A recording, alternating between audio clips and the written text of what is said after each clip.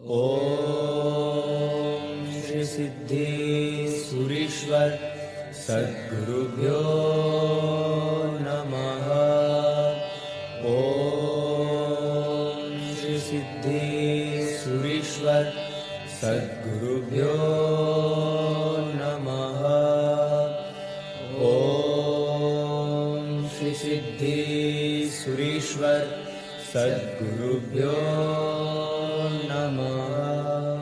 मैं एक बुद्धिमान व्यक्ति था। बुद्धि में जितना बैठे बस उतना ही मानना, चाहे कोई कितनी भी बात करे। पर यदि वह स्वयं की बुद्धि में न बैठे तो उस बात को नहीं मानना, ऐसा मेरा दृढ़ निश्चय। श्रद्धा के विषय में जब अपने मित्रों, परिचितों, पापा, मम्मी, पत्नी आदि के साथ मेरी चर्चा होती, तब मैं अपनी बुद्धि बल से सबको चुप कर देता था। तर्क और कुतर्क करना मुझे बहुत रास आता था, इसलिए मैं श्रद्धालु लोगों की बातों को जड़ से काट ही डालता था। मुझे ऐसा करने में अत्यंत आनंद आता था। मेरे पिता परम पूज्य आचार्य भगवंत श्री सिद्धेश्वरीश्वर जी महाराजा के परम भक्त पिछले 40 वर्षों से हर रविवार को दादा के दर्शनार्थ साधना तीर्थ विद्याशाला जाते और हर गुरुवार को समाधि तीर्थ जमालपुर जाते।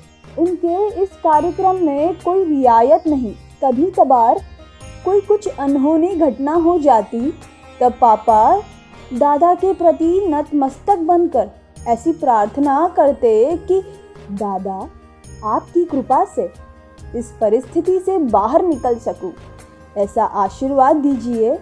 और सचमुच पापा उस परिस्थिति से बाहर निकल जाते। पापा ऐसा मानते थे कि यह दादा की कृपा से ही संभव हुआ, जबकि मैं ऐसा मानता था कि जो होना था वह हुआ। इसमें दादा क्या करने वाले थे? कभी कोई अत्यंत आश्चर्यकारक घटना घटती और पापा बोल उठते, बेटा देख दादा कैसे साक्षात है। दूसरे ही क्षण मैं पापा की बात का जोरदार विरोध करता कि इसमें कहीं ज़्यादा आश्चर्यकारी घटनाएं दुनिया में घटती है, वहाँ आपके दादा नहीं होते, फिर वे घटनाएं क्यों घटती है? अपनी बुद्धि और तर्क दलीलों से सबकी बोलती बंद करने वाले की बोलती बंद हो जाए, वैसी घटना 13 जुलाई सन 2000 के दिन घटित हुई। उस दिन अहमदाबाद में बादल फट गए। एक ही दिन में 21 इंच से ज़्यादा बरसात हुई। लाखों लोग बर्बाद हो गए, उनमें मेरा भी नंबर था। सीजी रोड पर मैंने एक नई दुकान ली थी। 2 वर्ष तक मेहनत करके मैंने उसे खूब जमा ली थी। जब मूसलाधार पानी बरसना शुरू हुआ तब हम सब अपने घर में सुरक्षित थे, पर हमें दुकान की चिंता सता रही थी। उस ओर पानी भर गया था और पानी का स्तर लगातार बढ़ता चला जा रहा था। टीवी में लाइव देखा कि मेरी पूरी दुकान पानी में डूबी हुई थी। मैं जोर जोर से रो रहा था।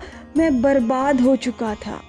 मेरी दुकान में जो 35 लाख रुपयों का माल भरा हुआ था, वो सारा माल कोड़ी भर कर रह गया था। 12 वर्ष के कठिन परिश्रम के बाद मैं इस मुकाम पर पहुंचा था। कुदरत ने 12 घंटों में ही मुझे वहां से नीचे फेंक दिया। दूसरे दिन हम अपनी दुकान पर गए। पहले की तुलना में दुकान से पानी उतर चुका था, पर अभी भी दुकान में 3-4 फुट पानी भरा हुआ था। ऊंचे बनाए हुए देवस्थान में बहुत सारे भगवान, देव देवियों के फोटो पापा ने अपनी आस्था के कारण विराजमान किए हुए थे। अभी देवस्थान खाली था। बरसात सभी देव देवियों को बहाकर ले जा चुकी थी। अचानक पिताजी ने कहा, बेटा वहाँ देख। मैंने उधर देखा तो दादा का फोटो पानी में तैर रहा था। अपनी आंखों से देखी इस घटना पर मुझे विश्वास नहीं हो रहा था। एक्रिलिक मटेरियल से बना दादा का फोटो कैसे तैर सकता है? न ही तैरना चाहिए, फिर भी वो फोटो तैर रहा था।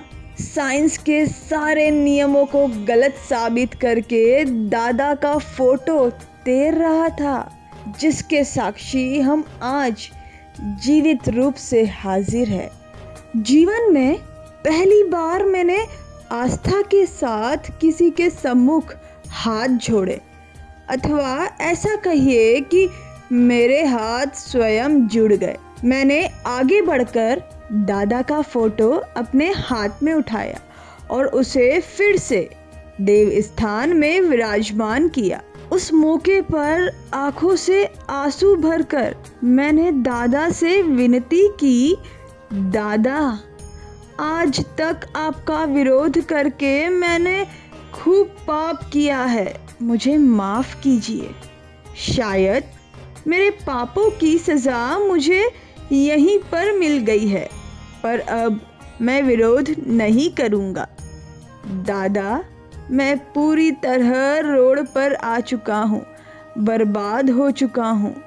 आज सच्चे हृदय से आपको कहता हूँ कि मैं आज से आपकी शरण में हूँ।